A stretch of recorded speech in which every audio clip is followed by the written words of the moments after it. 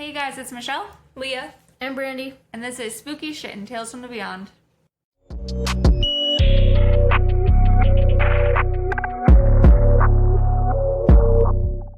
and today we are talking about serial killers, but particularly lady serial killers. Ladies out there, this one is for you. But don't get any ideas. Alright, so let's get started. So I'll be talking about Marianne Cotton, sometimes known by the nickname the Black Widow. We'll be finding out very soon just how well-deserved that nickname is. She is believed to be Britain's first ever female serial killer. Her crimes completely flipped the perception that women were, quote, kind and gentle. Her murder spree is believed to have taken the lives of up to 21 people. Unlike their male counterparts, women serial killers usually target those closest to them for some financial gain. They don't attack aggressively or by sexual means like men might, but rather quietly and decisively, making sure to leave no mess behind. This is just some people, by the way. My story's gonna be very This is gonna be opposite. yeah, mine too. Not very quiet. I'm just saying statistically, female serial killers are, it's usually for like some sort of financial gain or for attention, actually. And in Mary's case, she killed her victims by poisoning them with arsenic. Yikes. So let's take a step back for a moment and try to imagine what it was like to be a woman in England during the 19th century, or anywhere perhaps. 19th century means 1800, guys, don't forget. I know it can be confusing. 19th century might be 1900, no, it's 1800s. 21st century man, he's from 2000s. Oh, he's 22nd century man. Phil the future. Phil the future. So, anyway. I'm so confused. What the fuck? Phil the future. Oh, He's a 22nd century man. Alright, so in England in the 19th century, single women or widows were allowed to own their own property and possessions. But as soon as they married, their property and all their money and everything they owned pretty much and kind of their rights transferred to their husbands. Married women were no longer able to sign any contract nor write her own will. Whoa, that's weird. They essentially ceased to exist at that point, and the only value they really had was bearing children. Yikes. And housework, obviously. But after all this information about when you get married, why would you even get married at this point if you had any property or any values? Well, for some it was possible to stay single and live by their own means. And that's only for some. But for most people, most females, marriage was a necessity to keep a roof over their head and put food on the table. Like, if you even had money, you would probably not be able to afford England on your own. Shit. Yeah, so you had to find a man to help support your life, which was unfortunate because you pretty much gave up all your rights at that point. Yeah, everything you have, but yeah. So this was especially true for middle and upper class women. For these women, not only was marriage an expected duty, but society prevented them from earning their own living. So if you were middle or upper class, you literally could not find work for the most part. This meant that they were damned to a life unavoidably dependent on a man's income. So you see, being a woman in the 18th century in England was far from what it is today. And that is exactly the reason why Marianne Cotton went on her killing spree. She did whatever was necessary to make life comfortable, regardless of whose life she had to take. Goddamn, Mary. Side note, I don't know if she goes by Mary Ann, but for the rest of the story, I'm just going to be calling her Mary. It's shorter. It's shorter. It'll save a couple minutes. I don't know. A couple minutes of just Ann. Yeah, Ann. All right, so Marianne Cotton was born on October 31st, 1832. Bitch old. Your girl was born on Halloween. Oh, I didn't even notice that. And that's never a good sign, to be honest. Oh, that inspired the killing. She's a witch. She was raised by her two young parents in northeast England. At the age of 9, her controlling father was killed in a mining accident. How very 1800s. Right? Within weeks of his death, her family was evicted from their home. Shit. They lived in like a mining town. You mean his home? His home, yeah. Since he wasn't there to pay for the rent, they got evicted very shortly after. Mary's entire perspective shifted, and she came to realize just how bad a life in poverty really was. She swore from that day forward that she would do whatever it took to find wealth. In 1852, at the age of 19, she got pregnant by a miner named William Mowbray, who was 16 years her senior. She, however, lost that pregnancy to miscarriage and actually ended up miscarrying 4 more times. Whoa. Yeah, so she ended up being beside herself in grief and only blamed herself and her body for the failed pregnancies. Also, that was sort of a trend in the 19th century that whatever's going wrong, it's probably the woman's fault. The guys always were pretty much off the hook. They were the one making the money, so it's always the woman's fault. That's so dumb. Yeah. Oh, that was actually a thing. Mm-hmm. Yeah. So in 1856, which is 4 years later, she finally gave birth to her daughter, Margaret Jane. 2 years after that, her daughter, Isabella, was born. Unfortunately, Mary felt the pressure of raising her 2 daughters pretty much on her own. Her husband had gone off to sea to work on a steam vessel and was gone for months at a time. Mary felt extremely overwhelmed and lonely. Her first daughter, Margaret Jane, mysteriously passed away at 4 years old due to, quote, scarlet fever, but knowing what we know now, it's likely that her first daughter was her first victim. Oh, shit. It's never confirmed, though, if her daughter had scarlet fever or not, but scarlet fever, the symptoms can be pretty close to arsenic poisoning symptoms, so it's assumed that that's the first victim of her. So 1 year after that first death, she gives birth to another darling. Darling. Darling daughter. 1 year after the death, she gives birth to another daughter who she recycles that same name, Margaret Jane. I know. There's so many other names out there. They could only afford one name. So perhaps thinking ahead, Mary took out a life insurance policy on her husband and the next baby they would have. Believe it or not, in the 19th century England, it was actually super, super common to take out life insurance on newborn babies because the infant mortality rate was so high. It wasn't unusual for babies to die at birth. It really wasn't weird to take out life insurance on babies the day after they were born, just in case they died. Yeah. And obviously they don't do this anymore, probably because people like Mary abuse the system. But She ruined it for everyone. She did. Her first son, Robert William, was born in 1863, but was doomed from his first breath. By his first birthday, John had become grimly ill and ended up passing away by like a fever, pretty much. He was having fever, stomach issues, diarrhea. Mary had been dutifully bottle feeding him small doses of arsenic for weeks. Sad, huh? Holy shit, that's some like Sixth Sense vibes. Yeah. She's like trying to get attention. She's like, my sick Well, child. I feel like a lot of movies and TV shows, they've had the same situation happen, and I wonder if they're all inspired by Mary and Cotton. Because I've seen that in so many movies where the parents are slowly Actually, that's like sickening a their whole child. thing. It's something disease where you're like You want them to be reliable on you. Yeah, and you like forgot make that. up that they have health issues to make you feel more important. Yeah. Or just making them sick. Mm-hmm. I wonder if that came from Mary and Cotton because Possibly. that'd be interesting to know. But the son's official cause of death was gastric fever. Its symptoms eerily similar to that of arsenic poisoning. In 1865, her husband William finally returned home for good. Just a reminder, he was on that ship for months at a time, and he came home with a hurt foot, which pretty much made it so that he was unable to work and he was bedridden all the time. And Mary, your girl, was really pissed off because she's all about having wealth and having money, and the fact that he wasn't able to work anymore. Guess he's gonna have to die. She immediately saw him as a burden, and she's like, I need to get rid of this guy. So within 2 weeks of him returning home, he died of arsenic poisoning. From arsenic poisoning or it's gastric fever. None of this is confirmed arsenic poisoning. We only found out later when a lot of the bodies are exhumed when they catch on to her. Okay. And immediately after, Mary collects the life insurance money, which is only about 6 months worth of wages, but it's good enough for her to get a fresh start and jump cities. New husband, yep, and new kids. So, Mary, along with her 2 daughters, moved to a new town, but within 4 months, the family shrinks. The second Margaret Jane, only 3 years old, died of apparent typhus, or poisoning as we can assume now. Her other daughter, Isabella, only 7 at the time, is sent to live with her grandmother. Having no children weighing her down, Mary moves on to her next victim. She meets an engineer named George Ward while she's working as a nurse, and they marry shortly after. He's a patient at the hospital she's working at. Okay.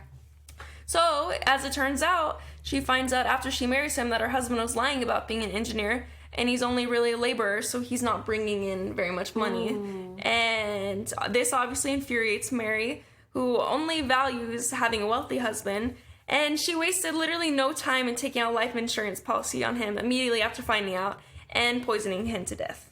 I like how they weren't even suspicious. She like took it Well- out, kills him the next day, and they're like, meh. Good thing she took it out. Yeah, I don't know. I think maybe it's because how often she's moving towns, nobody gets super familiar with her. That's Yeah. what I'm guessing. She always knows to leave before anyone catches on. True. And at this time, too, a lot of, like, the general public, she was the first serial killer, so they had no idea that women could be capable of such things. Oh, yeah, like, they were so always seen as, stupid.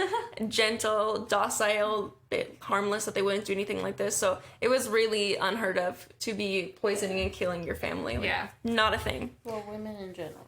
Yeah. Especially back then. They're like, we can't do Yeah, they're shit like, that. you're... But she's the lady. They're Yeah, not she's a smart lady. enough. She wouldn't kill me. But your girl Mary was scheming. So, like before, Mary skipped town and landed a job as a housekeeper for James Robinson. James was an extremely wealthy, he was actually wealthy, and widowed shipbuilder. Ooh, shipbuilder. What the? Alright, anyway, on with that. You'd think I would know how to say ship after last week's episode, but I guess not. It wore off. It wore off. The magic. It's been a whole week. It's been a whole week. So, sounds just like Mary's type. He is wealthy and vulnerable. Oh my god, I'm struggling with this paragraph. Okay, so her role around the house consisted mainly of caring for James' 5 children. As expected, I know a lot of kids. And kills also, them all. in the 1800s, it was very common to have a ton of kids because you didn't expect most of them to survive into adulthood. Brutal. I know, it's Holy sad. shit. It's really sad. So a lot of families would have a ton of kids. And if they all survived, they're like, oh fuck, I have a ton of Yeah. kids. And that's what I'm saying too. That's why it was so common to take out life insurance policy on your kids, because there was a good chance that not all of them would make it. No, a lot of them wouldn't even make it into like childhood. They would die in infancy. Jesus. I know.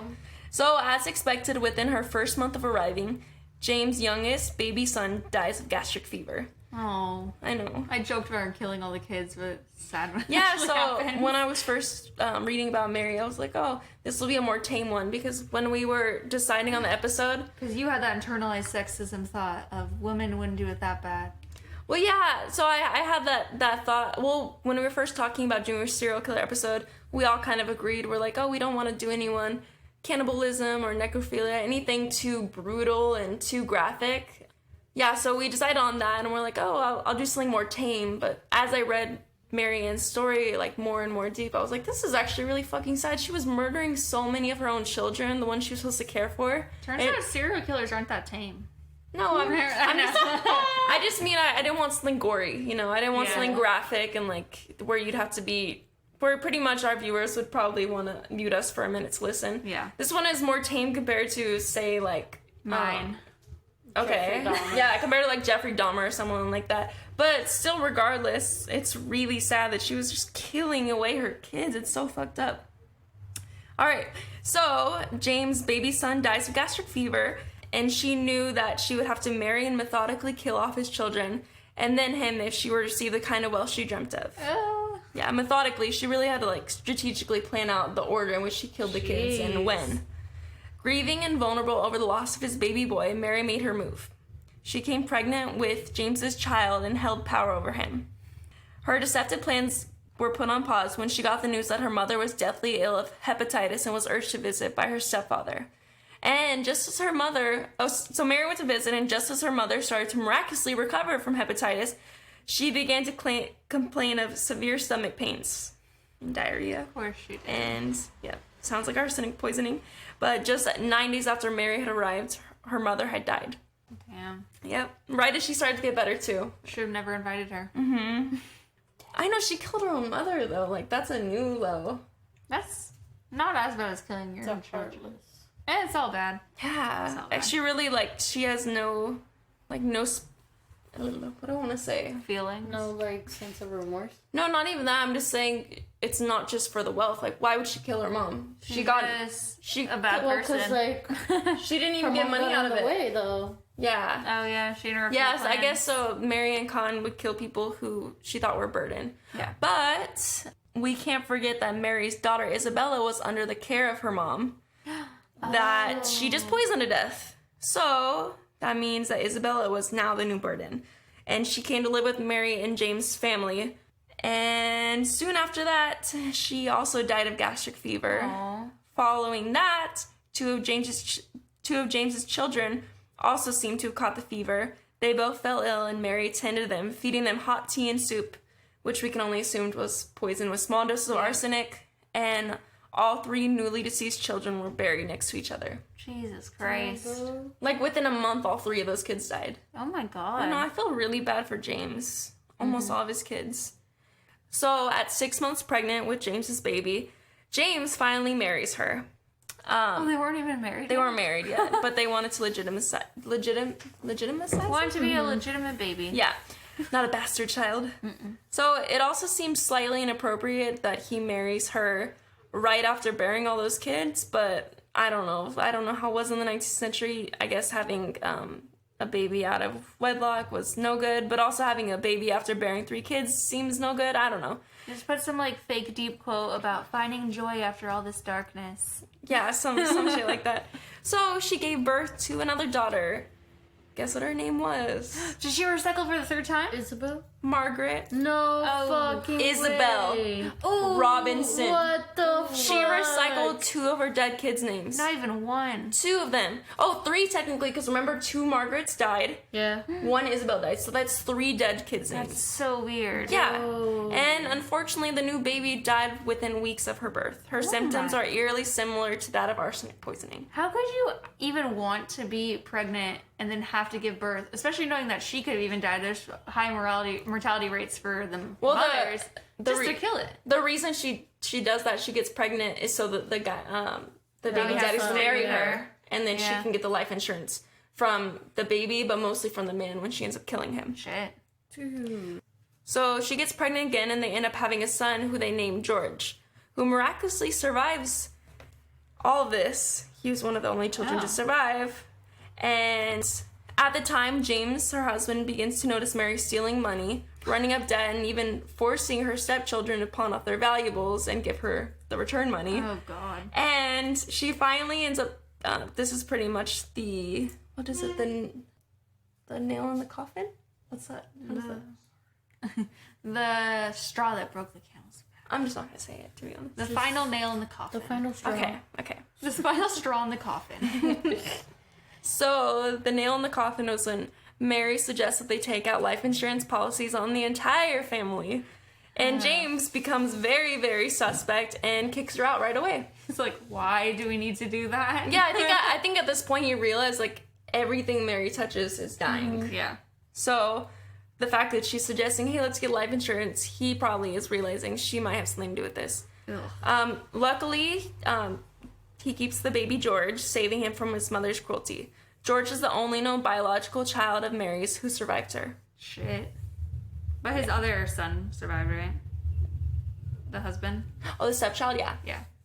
So, now 37 years old, her looks beginning to fade, she quickly remarries widower and miner Friedrich Cotton. I love people describing people in their 30s Friedrich? back then. It's not Frederick? Frederick? I don't know. Frederick? Friedrich. Friedrich? I don't know. Freddie. Freddie. Freddie. She marries Freddie Cotton. And also it's kind of ironic because at some point she said that she would never move back to a mining town and marry another miner, but her last husband and the one who she gets the name from is a miner. She needs that money. Yeah, she's desperate at this point. I think she really thought that her last husband was going to be the one that she would get The jackpot. get the jackpot on, and then probably she would stop her killing spree. But luckily, probably would never her last husband caught onto it. He saved his and his kids' His lives. remaining families. Yeah, his remaining. There wasn't very many left. So Freddie is the brother to one of her childhood friends. His sister had been living there as a caretaker for his children since his wife passed, but with Mary's new arrival, the sister, and also Mary's friend, it's just another obstacle to tackle. Ugh. She ends up dying from a stomach ailment, poison, and the death only draws the vulnerable Freddie closer to Mary. So she literally killed her friend. She met her friend's brother, married him, killed the friend who was living there taking care of the kids. That's crazy. Yep. And boom, suddenly she gets knocked up and marries him. Repeating old patterns, Mary takes out life insurance on her husband and child. In the midst of the new marriage, Mary connects with an old flame, Joseph Natras. And Joseph had, he was somebody that she was having an affair with before at an earlier time in one of her marriages. It just didn't seem relevant to bring up until now. It's a plot twist. It's a plot twist, yeah. So, okay, so when they were having the affair earlier, Joseph also had a wife. It is believed that Joseph was Mary's, like, true love. Like, the other guys she was using for money and killing them, but she actually really loved Joseph. And he ended things because his wife got sick and just... Sick. Sure. She actually got sick. Oh, okay. Yeah. And he ended the affair with her, and turns out that they reconnected and his wife had died, so he was pretty much back on the market. Oh, and Mary had this, oh shit, I need to get rid of my husband so I can finally be with my man Joseph. So in 1871, her husband, Freddie Cotton, died of apparent typhoid, arsenic poisoning, and her old friend moves in, or old flame. And he moves in as a lodger, which is pretty much somebody, like a man who lives in your house who pays your rent. Also, can I get a lodger, please? I didn't know that was a thing. And then she gets pregnant. But we all know that the expectations of living with your love are far from the reality. So she quickly becomes disappointed in Joseph and sees him as another burden, along with her 2 stepsons and biological son. So she does what she does best. She murders them methodically, one by one. And within just a couple months, she had killed her lover, her son, and one of the 2 stepsons. Wow. For some reason, though, the second stepson wasn't dying quick enough for Mary. She wanted to get rid of him, and the poisoning wasn't doing the trick. So she tried to ask a parish official? Sure. Yeah. Thomas, I was like, how do I pronounce it? Thomas Riley, if her stepson, Charles Edward Cotton, could be placed in a workhouse. Unfortunately for her, if she wanted that to happen, she'd have to accompany him. She ominously tells Thomas Riley that Charles is sick and, quote, I won't be troubled long. He'll go like all the rest of the Cottons. And Thomas is like, what the fuck is that supposed to mean? So he immediately goes to the police and tells them, he's like, you need to check out this Marion Cotton lady. She said something super suspect earlier. Really weird. And just days later after that, the stepson Charles passes away. 4 days later, I believe, after the conversation. Just as she had predicted. Because he was so sick. Because she's psychic. Also, if your stepson is sick, why would you put him in a workhouse? You know, it's just all suspect. She was just trying to get rid of him. So, as it turns out, Mary's first visit after the stepson's death was not the doctor, but the insurance office. There, she discovered that no money would be paid out until a death certificate was issued.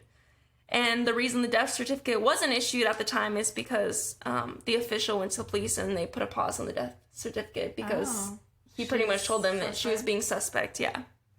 An inquest was held and a jury returned a verdict of natural causes in his death. Mary claimed to have used arrowroot to relieve his illness and said Riley had made accusations against her because she had rejected his sexual advances. Oh, God. Yeah, so she pretty much tried to say, you're only mad at me and turned me into the cops because I want to sleep with you, which obviously isn't true. She's trying to save her neck. But it wasn't until the local newspapers latched onto the story that Mary's true nature finally came to light. Reports surfaced that Marion Cotton had moved around northern England and had lost 3 husbands, 1 lover, a friend, her mother, and 11 children, all of whom had died of stomach fevers. So immediately after that, they exhumed Charles' body, and as expected, the test showed that he did in fact have arsenic in his system. Damn. So I made an error before. I said the child that she had with James, the baby boy they had that ended up staying with her husband James, I said that he was one of the only children to survive. Remember at the time that she gets convicted, she's pregnant, so actually that child survived. So 2 of her children, 2 of her 13 children survived. So I made a mistake there, but 2 out of 13, not 2 out of 13, not a bad percentage. So they, and I believe also they end up exhuming a couple more of the bodies, like a couple more of the kids and maybe one of the husband, and they all have traces of arsenic. Oh, so then they realize, like, oh, she's a serial killer. I don't think that term was coined at the time, but they're like, oh, this lady is a ravenous murderer. Yeah. So her trial is postponed until after she gives birth to her 13th and final child. Guess what the name? No. Stop. It's another girl. Margaret. Edith. Isabel. No. Just Margaret, but what is that, her 3rd or 4th Margaret? Fourth Margaret. Dude. Fucked up, huh? Fucked up. My girl, Damn. you just need to think of some other names, like, oh, it's just all wrong. She's not even But she trying. survives. This Margaret finally survives. So she had 1 surviving boy and 1 surviving girl. One surviving Margaret. Yes, at least one of the Margarets made it. So the Times correspondent reported on the 20th of March, didn't say the year. This isn't in the 1800s, by the way. This is like a newer article. Quote, after conviction, the wretched woman exhibited strong emotion, but this gave place in a few hours to her habitual cold, reserved demeanor, and while she harbors a strong conviction that the royal clemency will be extended towards her, she staunchly asserts her innocence of the crime that she had been convicted of. I thought that was a strong quote, so I just want to include it in. She thought that they would believe, like the state would believe her and they would give her clemency, but she was too deep in. She was. I mean, they literally exhumed a bunch of bodies and they saw the arsenic. Maybe it was just 10 kids. But that 11th? Dude, it was over 20 people. Yeah. 3 husbands. And even her mom. Like, I don't understand. So then on March 24th, 1873, Marion Cotton was hanged by the neck to neath. Whoa. Whoa, what did I just say? Did I just say hanged by the neck to... No, you said hang to the neck. Hanged by the deck to the neck. I was Dude, I'm on my last paragraph too, and I got so close. You might want to delete that, but it was kind of funny. So I'm gonna retry that. So on March 24th, 1873, Marion Cotton was hanged by the neck to death. Okay. I got it this time. Oh, and also a detail they mentioned is they didn't set. So when they dropped her with the rope, it wasn't high enough, so she like strangled to death. And they think people think that the officials did that on purpose. So I mean, she I suffered. can't blame them. I think, yeah, look. I would be like... So her murder spree had finally caught up to her, and only 2 of her 13 children had survived the month. So they called their mother, and finally, she was only in her early 40s, Marion Cotton finally got what she deserved. Dang. Rotten cotton. Rotten cotton. Rotten cotton. That was another nickname. I got a lot of the information about Marion Cotton from one of the Parcast serial killer series, and the title they have is Rotten Cotton. So I figured I should reference that. I don't think it was a nickname most people would call her, but they use it there, and it just seems like a good way to end it. Rotten Cotton. So, yep, that's your girl Mary. Okay, so my turn. I'm going to be talking about Elizabeth Bathory. I'm going to say Bathory. So, Countess Elizabeth Bathory was a Hungarian noblewoman way back in the 15 and 1600s. Whoa. Yeah. She was also a really shitty person. So, she holds the title of being the most prolific female murderer by Guinness World Records. Oh, no. What? Yep. She has been given the nicknames the Blood Countess and Lady Dracula. Oh, and she was a woman in power? She was Yes. Noble woman. Yeah. Would you say a countess? She was a countess and a noblewoman. So she was In probably Hungary. I'm gonna guess she's gonna start executing people all the time. Let's see. So, She's gonna drain them of their blood. Yeah. let's see. That's what it sounds like. So, Bathory was accused of torturing and murdering hundreds of young women with the help of 4 accomplices over the course of 20 years. Damn. Hundreds? Hundreds. No one knows the Was she exact... looking for something? Or was she just No. doing it for fun? You'll see. Just What was- a really shitty Yeah, what's person. the Yeah, motive? she's a shitty person. So, the exact number of girls killed by her is unknown, but the highest number cited at a trial was 650. Holy shit. Yeah. And all of them were killed? Yes. That's the highest number. The lowest number was like 30 or something. That's still a lot. I know, it's still a lot. That's a big range. She probably had at least like 100 then. Yeah. So, side note, her accomplices were also her servants, so there's a decent chance that they were just afraid that they would be tortured and murdered, Yeah. so they helped her. They pretty much Kind got of like a forced. cult. Yeah, yeah.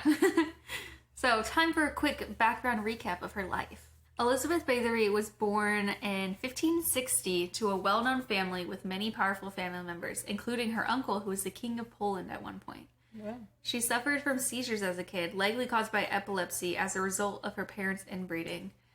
Oh. I was just about to say, Michelle, you had seizures when you were little. I had a seizure. And then they said parent inbreeding. I'm like, never mind. Yeah. I don't know if that means like her parents were inbred or if her parents were related and she was inbred. It was probably a long line of inbreeding at Probably that a time. little bit of both. Yeah. Yeah.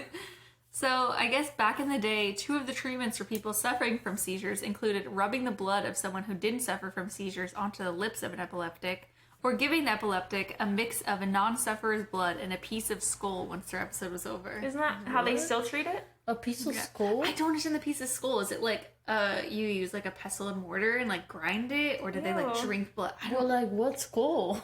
As Like a a dead non-sufferer body? skull. How the fuck? I don't know how they got the skull, but That's some voodoo donated. shit. it's fucking weird. So I'll get into this a little bit more later because there's an interesting theory about it, but it's not super relevant yet. Allegedly, she was also trained by her family to be cruel, as she would witness family members and family officers brutally punishing people. So she was engaged by the age of 10, Oh, shit. but didn't actually get married until she was 15 to, ready for my pronunciation here, Ferenc Nadasti. Was he an old guy? Nasty. No, he was nasty. Nasty? He was 19 at the time of their marriage. Oh, okay. I thought it was So- going to be like a So he's like, 35-year-old. 4 years older? Yeah, 4 years older, which is still kind of old when you're 15 and he's 19, but I was expecting like a 30-year-old. Yeah, but for the time period, that's great. Yeah. That's great. It's admirable. Yeah, it's admirable. So together they ended up having 4 to 8 kids. I couldn't find a super accurate number that was confirmed because some of them may have died when they were young. Yeah. I also read that she may have taken on different lovers while her husband was away on trips. So, dramatic side note. She probably had an illegitimate child when she was like 13 with some random boy that they gave up for adoption, I guess. I imagine that would have been quite the scandal back then if anyone found out. Like a Jon Snow. Yes, very. Okay. One story goes that once her fiance heard about this, he had her lover castrated and torn to pieces by dogs. Oh my god. Whoa. So he would have This been is brutal. a 17-year-old. He was like, cut off his dick and kill him. Wow. I mean, 16-year-olds can't be And crazy, we were just saying how admirable True. he was. Not anymore. Not anymore. So, in January of 1604, her husband died at the age of 48. Just I thought you were skipping. going to say 14. I was like, he aged backwards? No, I'm just skipping 30 years. A jump. Yeah, a little jump here. So, her husband died at the age of 48 of an unknown illness, and they had been married for 29 years. Fun fact, before he died, he entrusted his children and Elizabeth to Georgie Thurzo, who eventually led the investigation into her crimes. So what do you mean by entrusted? What does that mean? I don't know, probably because they were like, you're Pretty a woman and much- children, you need Oh, to you take need care protecting. of them. Okay. So it's That's- almost like their godfather in a way. Yeah, but except for she was probably like the the same, same age. age. as him. Okay. But she was a woman. She was incapable She- and yeah, docile. she She kinda- needed a protector. Yeah. I know, whenever you're talking about serial killers being docile, I was like, just wait a second. Yeah, but even in yours, it's pretty much after her husband died, he pretty much put a man on the job because he thought his wife wouldn't Yeah. be able to survive just on her own. sexist misconceptions. Yeah. So between 1602 and 1604, some little rumors started going around town that Elizabeth Bathory was killing young girls. It said that she started out by killing servants between the ages of 10 and 14 who were daughters of peasants and needed to make good money. Aw. Later, it said that she started killing the daughters of the lesser gentry who were sent to her by their parents to learn courtly etiquette. Oh. There were also some abductions that were reported, believed to be by her or people helping her out. Maybe her little servant accomplices. So I'm going to go through a quick list so you guys don't have to think about too much, but these are some like the tortures. Oh no. Skip a minute, I'll try to say it fast. Oh no. So some of the common ways were by severely beating them, burning or mutilating their hands, biting the flesh off of their faces or bodies, and freezing or starving them to death. It was also mentioned in court that she may have stuck needles under their fingernails, in their lips, or in other parts of their bodies. Trying to talk fast. Some other ways people suspect her of hurting these poor little babies is by burning them with hot tongs and placing them in freezing water and covering them in honey and live ants. She did some other stuff too that I'm not going to go into. These are probably the worst of them. Oh my god. What a fucking bitch. Fuck, dude. She. This is Damn, why. She makes Marianne Cotton seem like an angel. I know. Whenever you were saying like all your docile things and how they don't do it in violent ways, and I was like, Jeez, what is her reasoning? She motive? I'll get to some people's theories, but I think she might have just been. Like a psychopath just wanting to hurt Yeah, people? she's just not a good person. Many people also think she was a cannibal, and I gotta say I agree with that. Michelle, didn't I mention, I was like, we agreed we're not gonna do cannibal stories, and Michelle's like, she was a cannibal. But I'm not gonna go more into it. Okay. That one paragraph I think is the only like really violent parts I'm mentioning. Yeah, okay, great. So, and I tried to do it as fast as I could. I put in one little paragraph instead of spreading it out so people could skip it. Yeah. So a local Lutheran minister had made public complaints against her based on these rumors, and he even told a court in Vienna, but it was the 1600s, so the Hungarian authorities didn't even begin investigating until 1610, a full 6 to 8 years after the complaint was made. So that year, the king assigned your boy mentioned above, Thurzo, to look into the claims. He got 2 notaries to collect some evidence, and they were able to get testimony from more than 300 witnesses. Whoa. Damn. The witnesses included people who believed their relatives had been killed by her, people who said they saw signs of torture on bodies, and 2 people even reported that they had witnessed Bathory torturing and killing young girls. Oh.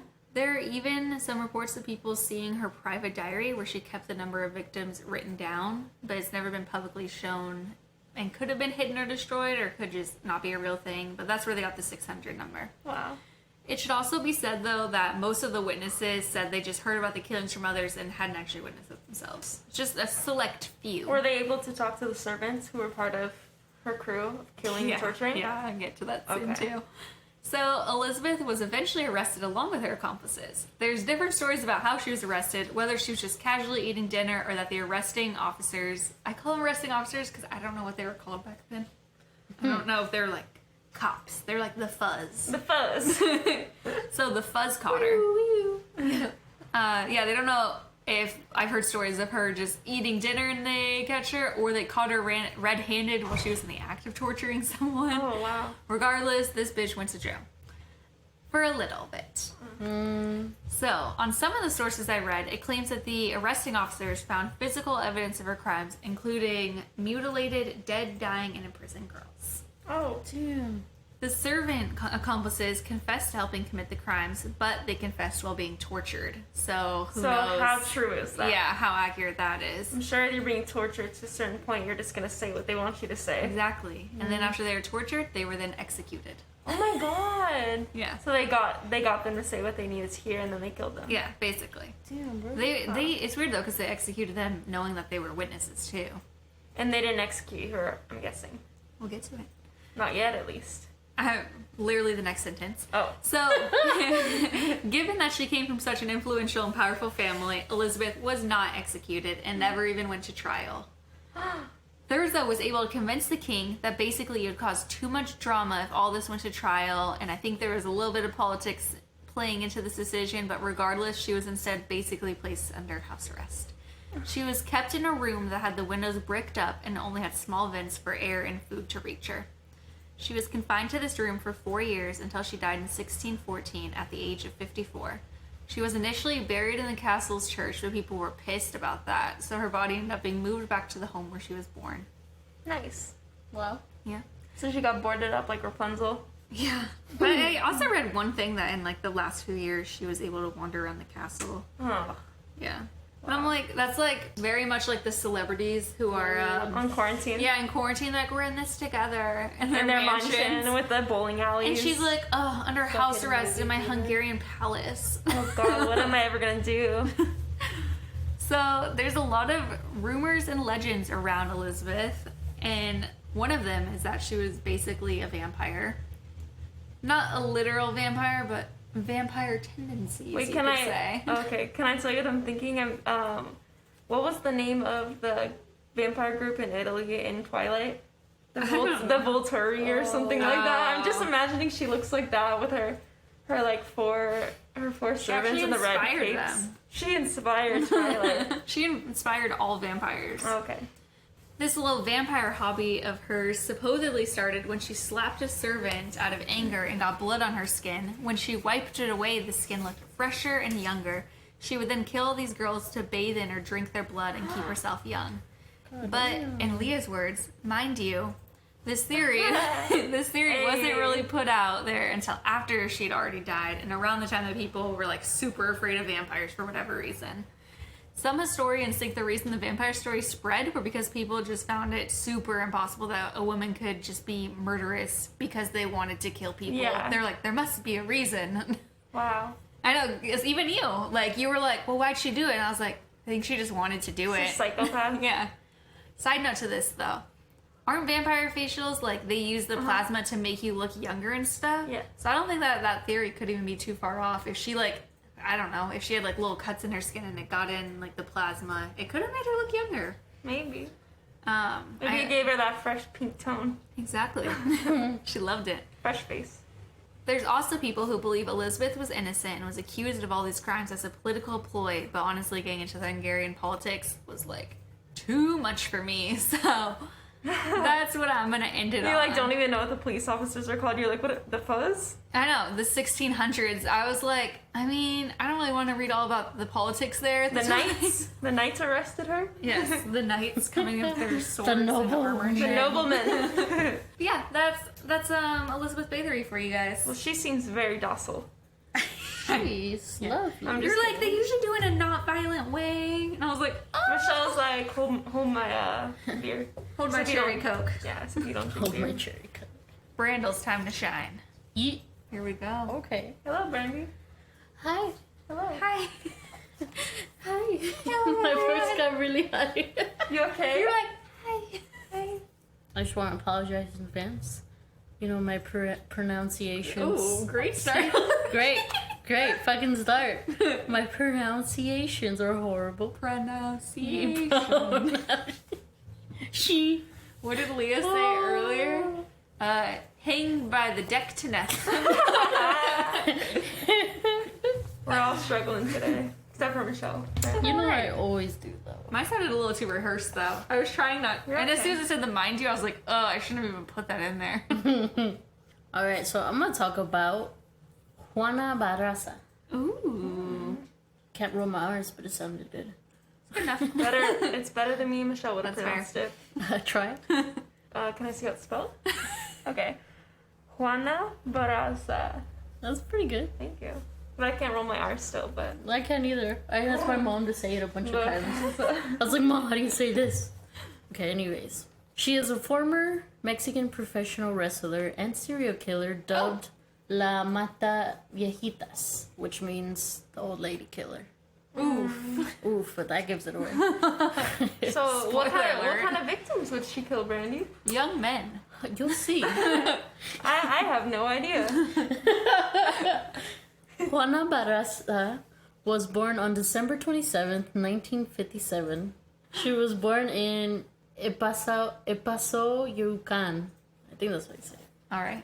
Ilgado, Mexico. Ooh.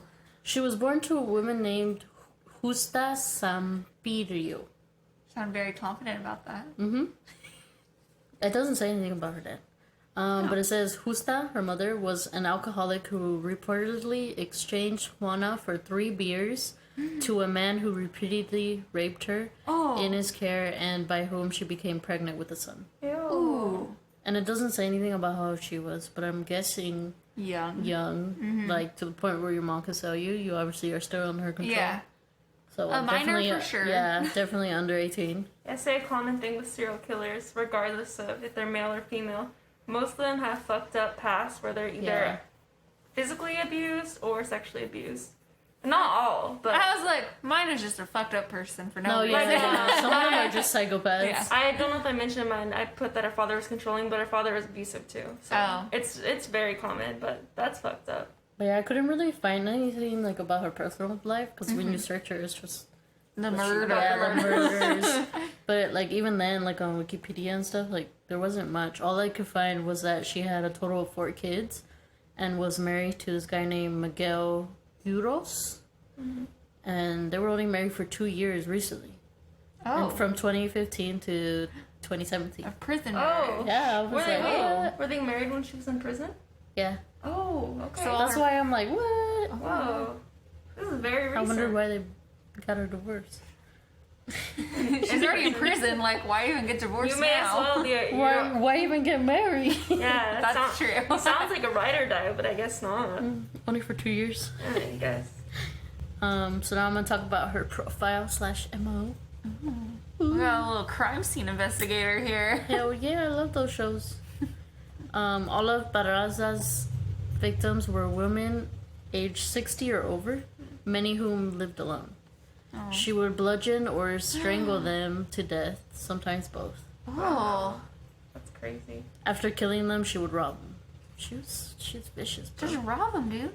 right? You're a Like, wrestler, just knock him out Wait, the problem. can I ask, was this during her wrestling career? Was she making money at the time, or do you know? I think it was after. Oh, okay. 'Cause So it was needed a thrill. It was more like she was wrestling when she was younger. Uh-huh. I'm not Yeah, too I wonder sure. if she was doing doesn't- it I didn't- because of like her aggression and she wanted to, or she was doing it for money, or both. Because it almost feels like maybe the money is an afterthought. Maybe. How many people did she kill? Or are you gonna get to it? I'll get there. Okay. Michelle and I get ahead of ourselves. Literally, it's like the next sentence. We're like interviewing you. Like, how many people did she? I don't know. What's the MO? For police, the investigation was pretty hard because they lacked a lot of resources in Mexico, like budgets and all that. They were actually heavily criticized by the media for dismissing evidence. Like it all came out after, Of course. obviously, but like just because they're Yeah? What are you even trying to say here? Mission? Investigation. Mission? You're like, their No. mission. Because their investigation was all over the place. At first, they thought they had 2 killers, and then because of some witnesses, they were like, "Oh no, it's a man dressed up as a woman." I was gonna say, there's no way they believed it was a woman initially. And then it's just No, a really yeah, buff chick. They Wrestler. they thought it was a man dressed up in women's clothing. Instead they of thinking it's a woman, they thought it was Yeah. a man dressed in woman's Yeah. clothing. They thought it was just like that's how he got into their homes. Wait, was God. she really buff? She I'm just was wondering. like a masculine Yeah, okay. looking They because could've- she had really short hair and she was Oh, so like they could have, if the witness saw it from afar, they could have actually Yeah, yeah. thought it was a man Yeah. dressed up. Or they could have said it was a woman. The police were like, it must have been a man with women's clothing. I don't know what else to say. Women here. wouldn't do that. no, but because of like they thought it was a man like dressed up as a woman. I guess they were like harassing a bunch of transvestites, prostitutes, and even the media wasn't mad about them because they were like, do we say you- transvestite? Isn't that not a thing? yeah, I mean that's Back then. Yeah, it was. back then it Or like was. cross dressers. yeah. Yeah. But like I guess the media was like super mad because they're like you wasted so much time doing Talking that. to the wrong yeah, people, harassing the wrong harassing people. the wrong Uh-huh. people. You just wasted time. It's the straight woman you gotta be really afraid of. Leah, looking at you. She's the only straight one. Anyways, police caught a huge break in the case on January 25th, 2006. Oh, Yes. that's a long time. Hella long time. When did she start again? The killings, they said, were started in the late 1990s until 2006. Oh, fuck. 16 So, years? Yeah. She was going for a while. Thank you for doing the math because I was trying to figure it out It right was now. just 10 plus 6. Thank you Brandy. so much for doing the math. Brandy is not good at numbers, Michelle. Come on. I usually am, Good but thing you not. count so much at work. Anyways, on this day, Ana Maria de los Reyes Alfaro, aged 82, was strangled with a stethoscope. Stethoscope? Stethoscope. Stethoscope. Stethoscope. I'm trying not to giggle when you just told me about an 80-year-old dying, but stethoscope. I just can't pronounce it. She got killed in jail? Who? Wait. No. No. Oh, this is one of her victims. Yeah. My bad, guys. My bad. This woman, the murderer did not have that long of a name. Yeah. She just had 2 names. And I'm also, sorry. 82 when she was born in 50s. Oh my god. Actually, almost shit. I'm sorry. I needed more coffee today, I think. Clearly. Juana Barraza, 48 at the time, was detained as a suspect after being seen leaving Ana Maria's home on the day she was murdered. God, finally someone catches on. It is safe to say many were shook that it was the Silent Lady, which was her former wrestling name. What a creepy wrestling name. Right? The Also, Silent extra Lady. creepy knowing she kills people. Exactly. Did you ever watch any of her wrestling videos? No. We should watch after this. I think it'll be eerie knowing she's murdered. Yeah, Imagine it's how much it would crazy. suck to being able to live through everything, make it to your 80s, and be strangled to death. That's sad. Such a bummer. Yeah, so. Anyways, Juana Barraza was arrested carrying a stethoscope, pension forms, and a card identifying her as a social worker. Oh, that's really sad. So was she actually a licensed social worker, or was she just pretending? I'll get there. Prosecutors said that fingerprint evidence linked her to at least 10 murders out of the 40. She was suspected of doing between 42 to 48. Oh shit! Murders. So many people. Yeah. Damn, your guys has made Marion Cotton seem like an angel. You were like, so much. And I was like, 600, bitch. Yeah, and Brandy's like, At least 40. At least 40. Marianne's like half of that. Like Well, 20. I mean, they found evidence at least, like, 10. They know she did 10 for sure. Yeah. Or technically well, 11. Marianne, she was only accused of 1. So, 10 is a lot. It is said that the Matavejitas confessed to murdering the, like, one she was caught for, and 3 other women, but denied involvement in all of The other 36. Yeah. And, like, they don't really have any information. They just have, like, the names of, like, all the women she murdered, but, like, there's no information on them just because, like, of their resources. Like, they That's never... really sad, actually. It is. Oh. And they only have, like, the information for the last one she killed. Dang. Wow. Like, how she died and all that, because on the other ones, like, it just has their names, but it doesn't have any So the one other... she was caught for, that's really the only victim That's information. crazy. Yeah, I was like, That damn, sucks dude. to be murdered by a serial killer and you can't even, like, people won't even hear about you. I mean, they'll hear your name, Okay, but they won't know about yeah. you. Yeah. Barraza was tried in the spring of 2008. The prosecution alleged that she was responsible for as many as 40 deaths, like, for sure, Fuck. that they, like, linked her to. Oh my god. She had said that her motive was lingering resentment regarding her own mother's treatment of her. Oh, that's her motive. Yeah. Wow. I did not expect that at all.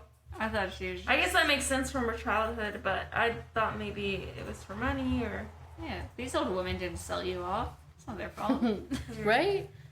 So on March 31st, 2008, she was found guilty on 16 charges of murder and aggravated burglary.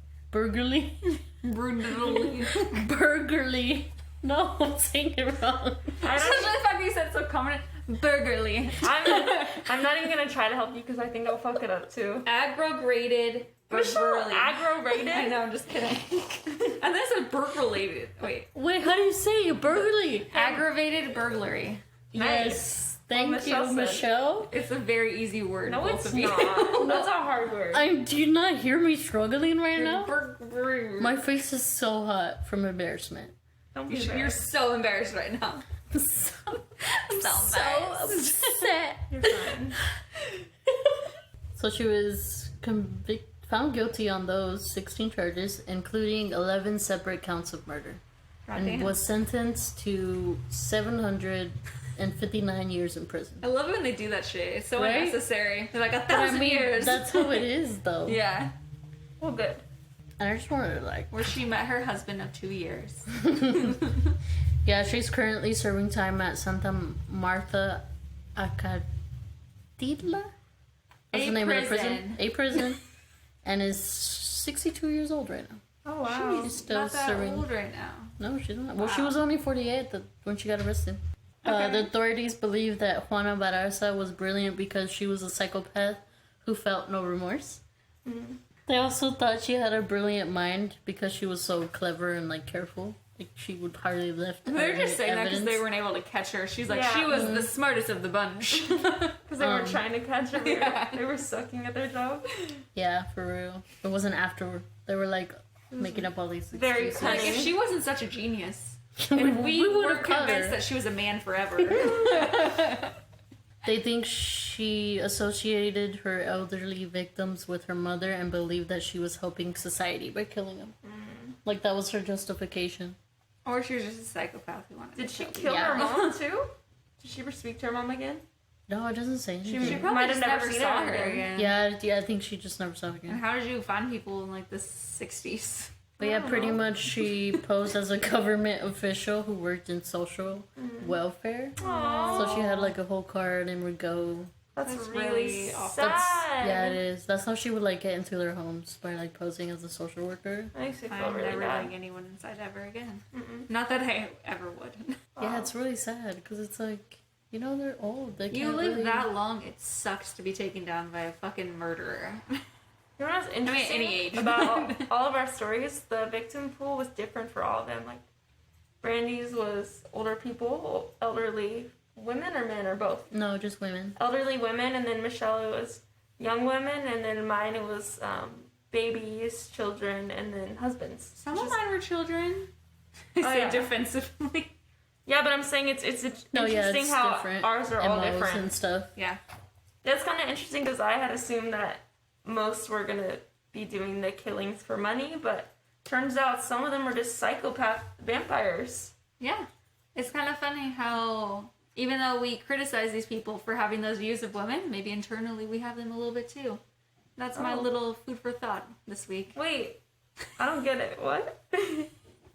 You know what I think, though? There is a lot more female serial killers out there, but they're just too smart to get caught. That's what I'm saying. They don't Or leave people trace. are like in denial about them being able Maybe, to do yeah, it. there's still that, like, sexism and, Yeah. like, nah, they can't. That's They're not something men smart do. enough to yeah. do that. Yeah. So what I was saying, Leo, was even though like in all of our stories we criticize people for not believing that could be the woman, like we have like maybe internalized thoughts because you thought that it would just mostly be for money and stuff, or that it'd be like all Attention. Yeah. It's just weird how we internalize things like that. That's true, and you don't realize until you, like, Yeah. talk about it. You're like, oh god, I'm stereotyping. Yeah. Stereotyping a It's serial crazy. killer, so I feel less bad, but No, it is crazy to think about. Okay, well, you don't know the links, Leo. I'm not. I'm just gonna say something else, and I lost it. I lost my thought. Oh yeah. I'm just gonna say, don't be sexist. If there's a female serial killer out there, she's not docile, my guy. She's dangerous. Yeah. Leah's point of views really changed in the last hour. I'm honestly, my brain is so rattled. Eye-opening. I opened the conversation by talking about how women are viewed as docile and most women only will become serial killers for money or for attention.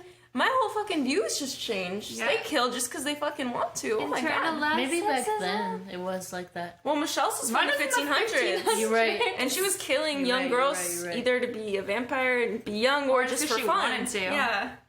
Okay, well, Michelle, you can take it off or Okay. finish her off. Put her in the guillotine and yak her off. Okay. Anyway, so if you want to follow us on Instagram, it's Tales from Beyond Podcast. If you want to email us, it's talesfrombeyondpodcast@gmail.com. We have a website up now. Oh, what? Yeah, I didn't show you guys Thanks yet. for telling us, Michelle. So talesfrombeyondpodcast.com. It has links to all of our episodes, whatever. Robert worked on it very hard. So Shout out to our producer, Robert. yeah. So let us, email us if anything's wrong with it. He said to do that. And our Twitter is spooky_beyond. And stay spooky. Don't be sexist. Remember, women are murderers too. I don't Stay know. safe. Stay safe. If What a PSA that was. If somebody comes up to your door and you don't recognize them, don't let them in, probably. Yeah. Be paranoid. Yeah, paranoid. Be paranoid. Catch you on the flippity flip, my dudes. We'll see you guys next time. Peace. Bye.